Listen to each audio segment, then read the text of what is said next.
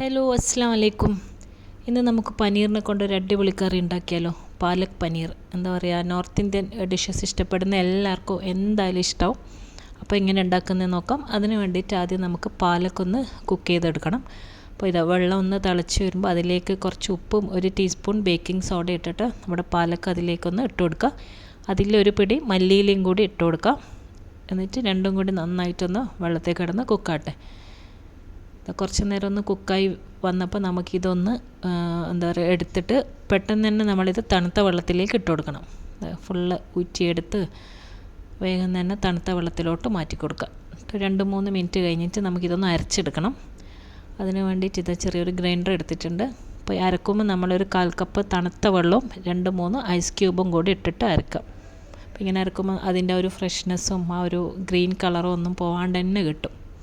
കണ്ടോ, ice cube ഇട്ടിട്ട് നന്നായിട്ടൊന്ന് അരച്ച് കൊണ്ടുവന്നിട്ടുണ്ട്. ഇതവിടെ ഒന്ന് മാറ്റി വെക്കാം.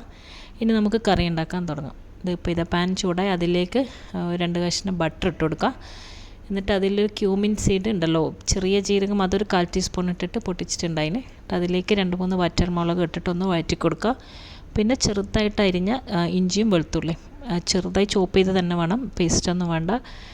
അതും ഒന്ന് വാട്ടിയതിന് ശേഷം ഒരു മീഡിയം സൈസ് ഉള്ളിയും ചെറുതായിട്ട് ചോപ്പ് ചെയ്തത് അതും ഇട്ടിട്ട് വീണ്ടും ഒന്ന് വഴറ്റി കൊടുക്കുക.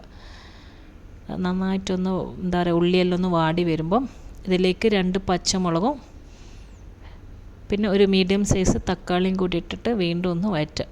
കുറച്ച് ഉപ്പ് ഇട്ടിട്ട് ചെറിയ തീയിൽ തക്കാളി ഒന്ന് കുക്കാവുന്നവരെ നമുക്ക് വെയിറ്റ് ചെയ്യാം.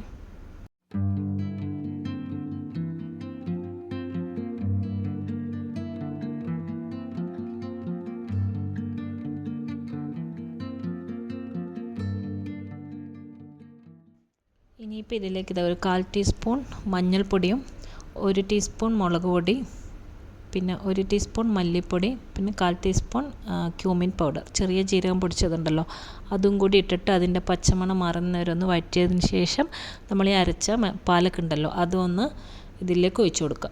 ആ മിക്സിയിൽ ഒരു 1/2 കപ്പ് വെള്ളം കൂടി ഒഴിച്ചിട്ട് അതൊന്ന് മിക്സ് ചെയ്തിട്ട് ഇതിലേക്ക് ഒഴിച്ചിട്ട് എല്ലാം കൂടി ഒന്ന് ഇളക്കി കുറച്ച് നേരം മൂടി വെക്കുക. അതൊന്ന് തിളക്കുമ്പോൾ കുറച്ച് ഉപ്പും പിന്നെ ഒരു 1/4 ടീസ്പൂൺ ഗരം മസാലയും കൂടി ഇടുന്നുണ്ട്. പിന്നെ ഒരു 1/4 ടീസ്പൂൺ ഷുഗർ അതും കൂടി ഇട്ടിട്ട് നമ്മളിതാ പനീറും ഇട്ട് കൊടുക്കുക. ഇത് ഫ്രോസൻ്റെ പനീറാണ്. അങ്ങനെ പനീറും ഇട്ട് പിന്നെ അതിൻ്റെ മേലെ കുറച്ച് ഒരു 1/2 ടീസ്പൂൺ കസൂരി മീത്തി, അതായത് ഇപ്പോൾ ഗരം മസാലയും കസൂരി മീത്തിയും പഞ്ചസാരയും എല്ലാം ഇട്ടിട്ടുണ്ട്.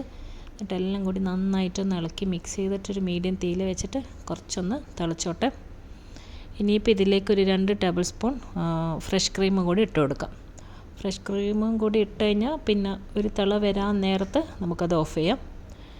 ചെറിയ തീയിലുള്ളത് എല്ലാം ഒന്ന് ഇളക്കി മിക്സ് ചെയ്ത് ഈ സമയത്ത് ഉപ്പെല്ലാം ഉണ്ടോ നോക്കുക. പനീറെല്ലാം വെന്ത് നല്ല സ്മെല്ലൊക്കെ വന്ന് അടിപൊളി പാലക് പനീർ ഇവിടെ റെഡി ആയിട്ടുണ്ട്.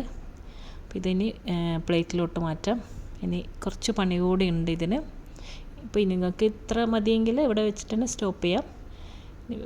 കുറച്ചൊരു കാച്ചി ഒഴിക്കൽ കൂടി ഉണ്ട് ഇതിന്. അപ്പോൾ അതിൻ്റെ മേലെ ഒരു ചെറിയ പീസ് ബട്ടർ കൂടി ഇട്ട് കൊടുത്തിട്ടുണ്ട്. പിന്നെ ഇത് വേറൊരു പാനിലോട്ട് ഞാനൊരു 1 ടേബിൾ സ്പൂൺ RKG ഉണ്ടല്ലോ അതിട്ട് പിന്നെ കുറച്ച് വെളുത്തുള്ളി ചോപ്പ് ചെയ്തതും പിന്നെ ഒരു 1/4 ടീസ്പൂൺ മുളക് പൊടി അതും കൂടി ഇട്ടിട്ട് ജസ്റ്റ് ഒന്ന് വഴറ്റിയതിന് ശേഷം നമുക്ക് ഈ കറിൻ്റെ മേലെ ഒന്നിങ്ങനെ ഒഴിച്ച് കൊടുക്കാം. അപ്പോൾ ടേസ്റ്റ് ഒരു വേറെ ലെവലായിരിക്കും. നിങ്ങൾക്കിത് ഇഷ്ടമുണ്ടെങ്കിൽ നിങ്ങൾ ഈ സ്റ്റെപ്പ് ചെയ്യുക, അല്ലെങ്കിൽ സ്കിപ്പ് ചെയ്യാം. അപ്പോൾ നമ്മുടെ പാലക് പനീർ ഇവിടെ റെഡി ആയിട്ടുണ്ട്. അപ്പോൾ എല്ലാവരും ട്രൈ ചെയ്ത് നോക്കുക, എന്തായാലും ഇഷ്ടമാവും. അടിപൊളി കറിയാണ്. അതിന് വേണ്ടിയിട്ട് ഞാനിത് 2 കൂടെ കഴിക്കാൻ 2 ചൂടുള്ള ചപ്പാത്തി ചുട്ടെടുക്കുന്നുണ്ട്. അപ്പോൾ എല്ലാവരും ട്രൈ ചെയ്ത് നോക്കുമെന്ന് വിശ്വസിക്കുന്നു. വീഡിയോ എല്ലാവർക്കും ഇഷ്ടമായല്ലോ. അപ്പോൾ അടുത്ത നല്ലൊരു വീഡിയോ ആയിട്ട് ഇൻഷാ അല്ലാഹ് ഇനിയും കാണാം. അസ്സലാമു അലൈക്കും, ബൈ.